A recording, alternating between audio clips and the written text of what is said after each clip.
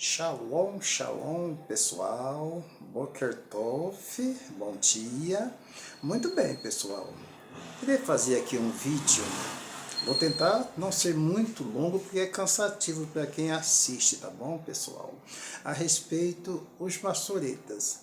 Quem são os maçoretas? Interessante, pessoal. O que é maçoreta? O que isso quer dizer? Então, iremos fazer aqui um vídeo. Vou tentar ser bastante sucinto o que isso significa. Tá bom, pessoal? Vamos lá, então. Muito bem, pessoal. Olha a pergunta lá. Uma interrogação. Quem são os maçoretas? Quem são eles? Maçoreta quer dizer tradição.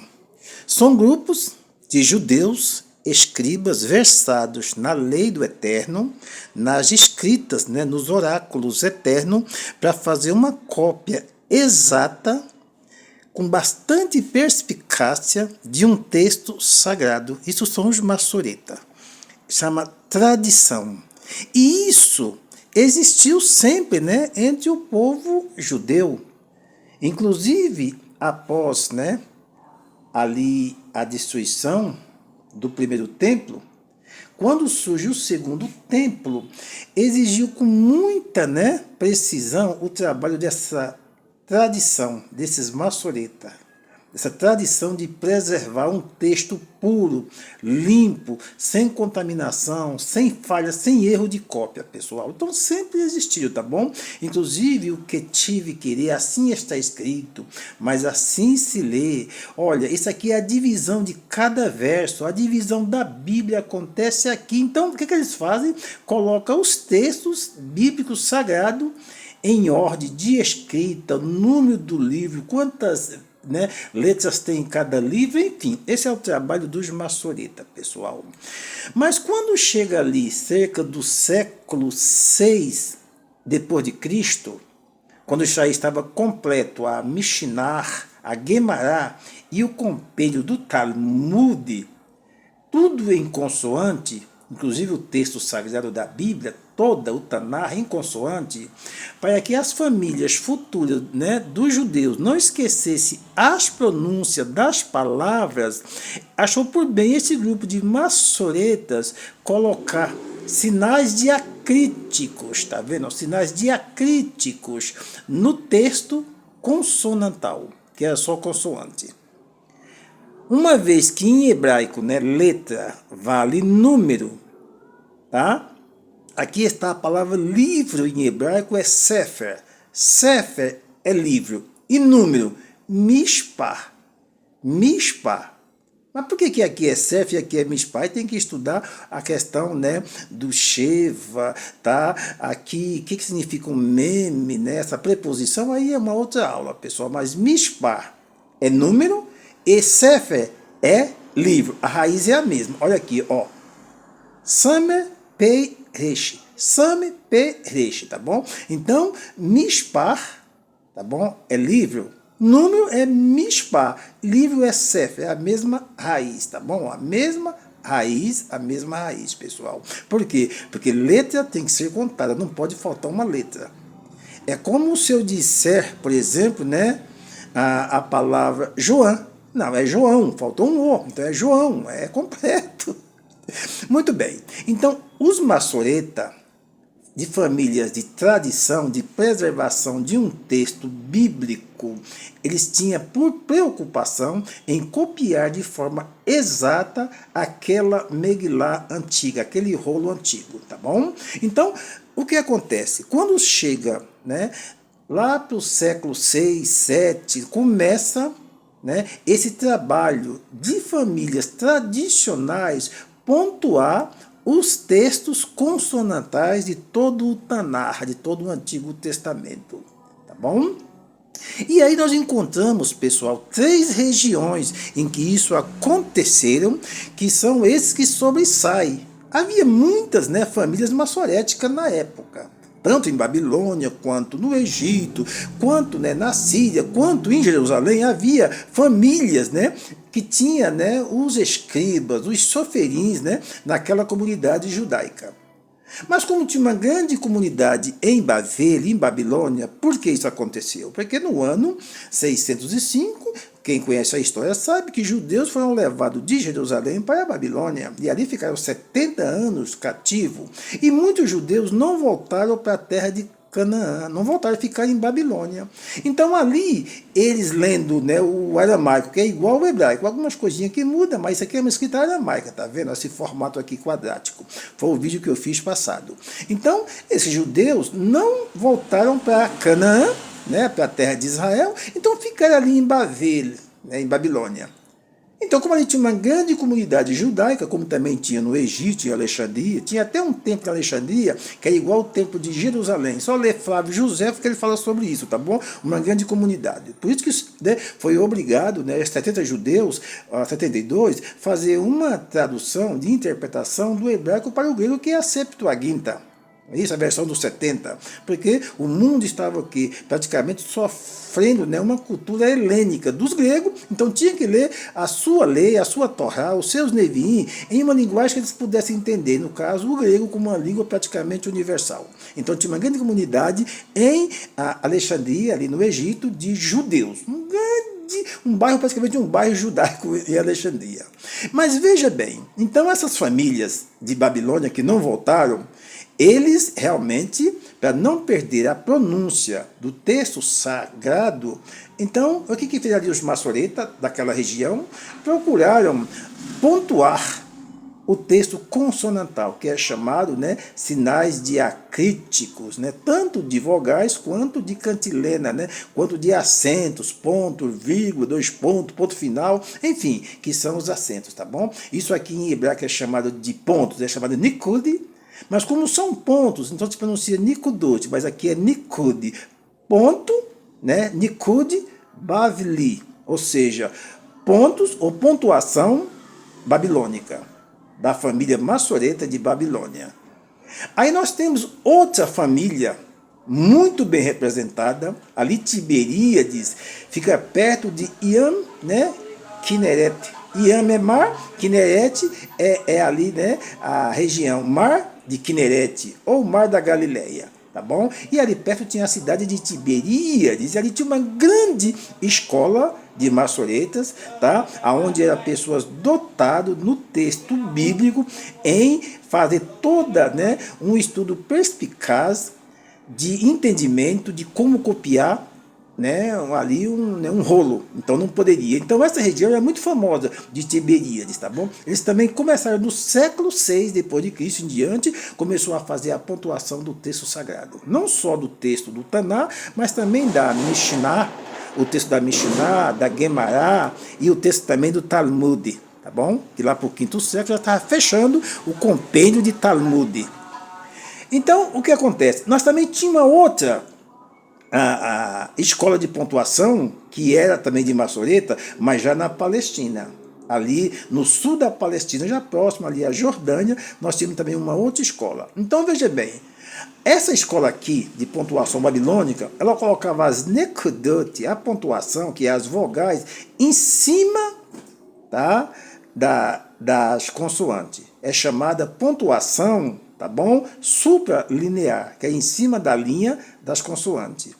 Então, 95% da pontuação, né, da Massorá, os maçoretas de Babilônia, é em cima das consoantes. Já a pontuação, né, da escola, bastante, sabe, importante, de Tiberíades, eles colocavam a pontuação, 90 por 5, embaixo das consoantes. Então, era sublinear e não supralinear, é embaixo. Então, o que eles tinham? Eles tinham 95% da pontuação embaixo, tinha 2 pontos em cima, que até hoje prevalece, que é o Rolem Vav, e o Rolem, só o pontinho é Rolem, o pontinho com o Vav é Rolem Vav, e no meio, que está aqui, ó, que é o Shurik. Então, Nekudot, tá bom? Nekudot Tiberiani, ou seja, ponto ou pontuação, né, de Tiberíades, da região né, da cidade de Tiberíades. E aí nós temos também a Nekud Eret Israel, ou seja, pontuação da terra de Israel, da Palestina. Então é chamado pontuação palestina.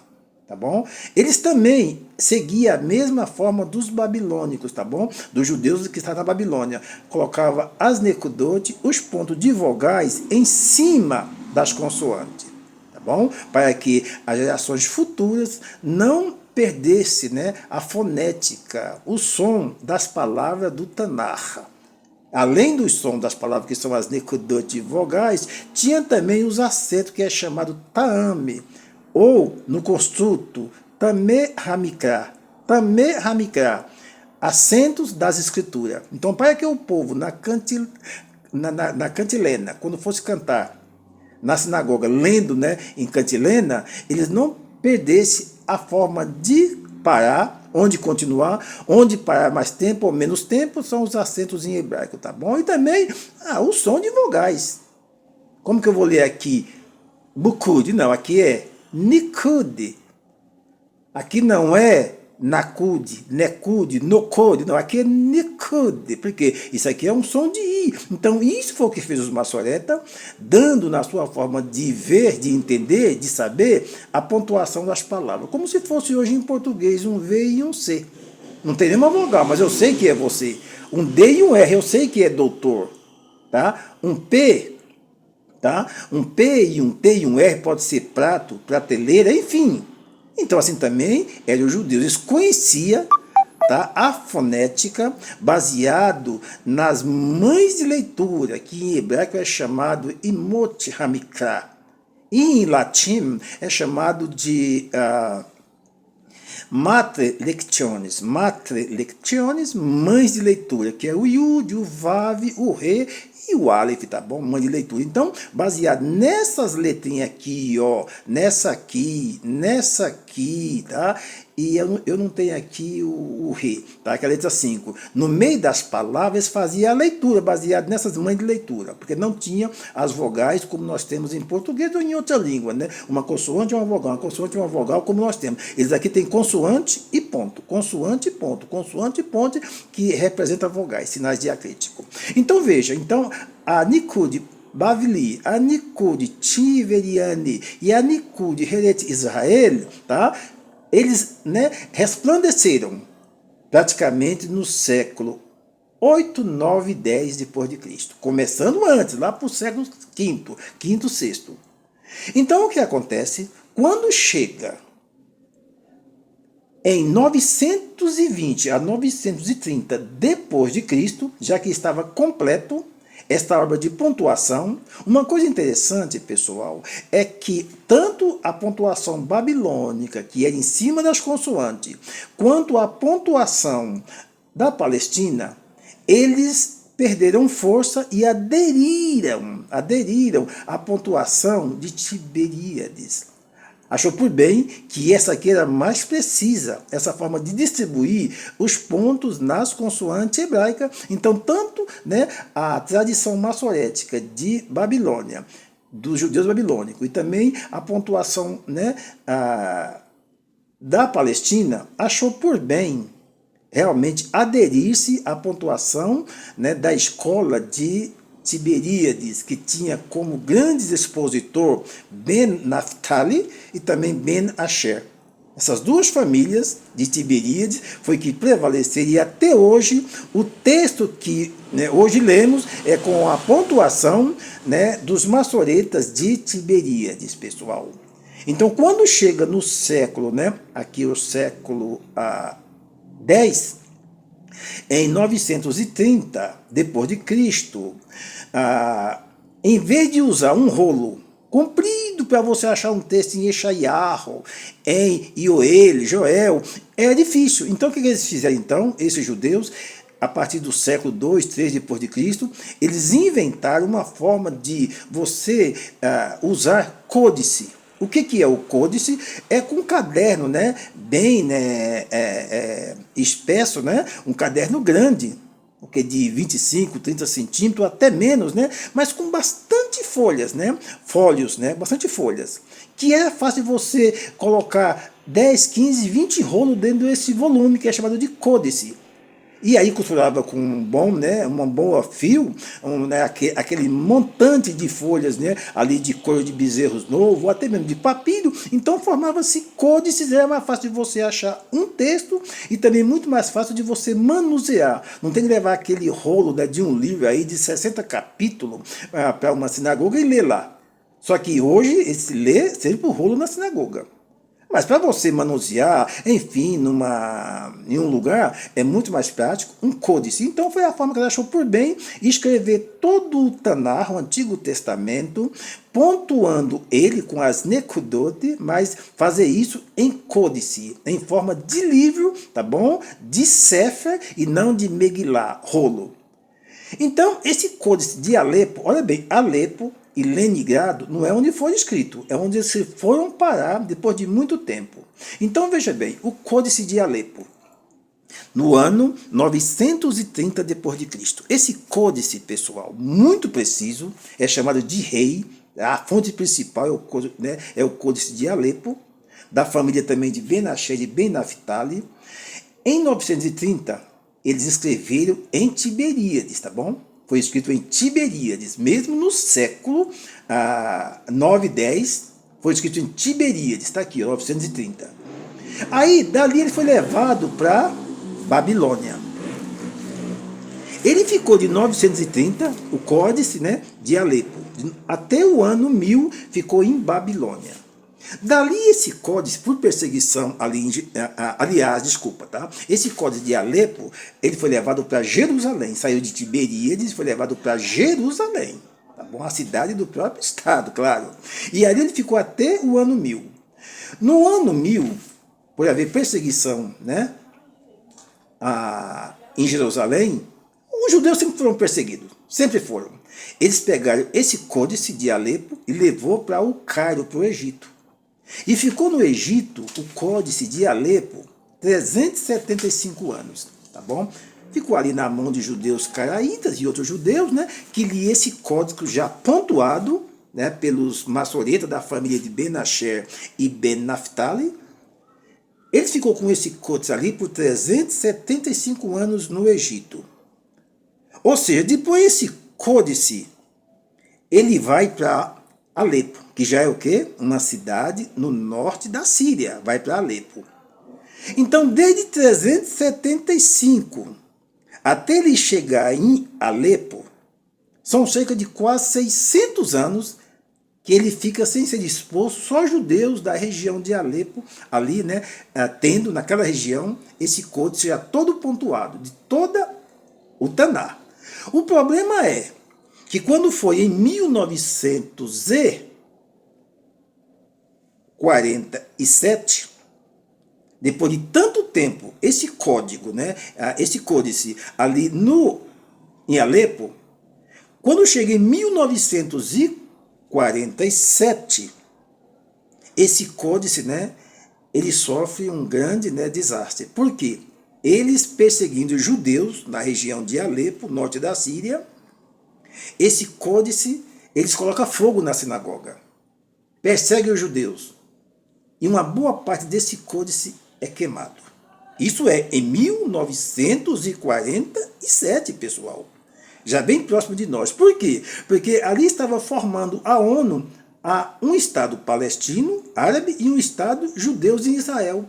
Com isso, as pessoas ficaram furiosas e perseguiram os judeus, colocando fogo nas suas sinagogas. E ali queimou parte desse códice de Alepo.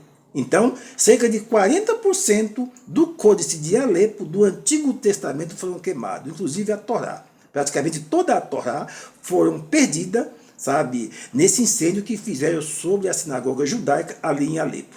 Então, isso foi em 1947. Aí depois, o que eles fazem? Pega esse código, né, esse códice, e leva para Jerusalém, para onde um dia ele esteve, por 70 anos, tá bom? Onde um dia ele esteve. E ali, em 1958, esse códice de Alepo, com 40% destruído de toda a Bíblia, ele é levado para Jerusalém e ali permanece até os dias de hoje, pessoal. Só que aí nós temos um outro códice, que é chamado Códice Leningrado. Os dois não é onde foi escrito. Aqui Leningrado é Rússia, aqui é Síria, tá bom? Norte da Síria. Então, o Códice de Leningrado, também feito pela família Ben Asher e Ben Naphtali, ele é muito próximo um do outro. Só que esse aqui foi copiado, o texto sagrado, e pontuado 80 anos depois de Alepo, que foi 1008 a 1009, foi que ele foi, né, ali copiado, o texto, letra por letra, e pontuado. Então, esse Códice de Leningrado, tá bom, pessoal? O que aconteceu, tá, com esse Códice de Leningrado, ele não sofreu o mesmo ataque que sofreu o Códice de Alepo. Por quê? Porque ele ficou praticamente oculto. Só judeus, né? Só judeus, realmente, a caraíta ou outros judeus da região é que tinha acesso a esse Códice de Leningrado, que foi pontuado e copiado em 1008 depois de Cristo, a 1009. Esse códice, ele fica cerca de 800 anos oculto, só entre judeus. Ou seja, e ali muito bem guardado, não passava para outras comunidades judaicas da região, mas ficava entre eles ali, tá? No Cairo, onde ele foi escrito no Cairo, enquanto Alepo foi em Tiberíades, o Códice de Leningrado foi escrito no Cairo.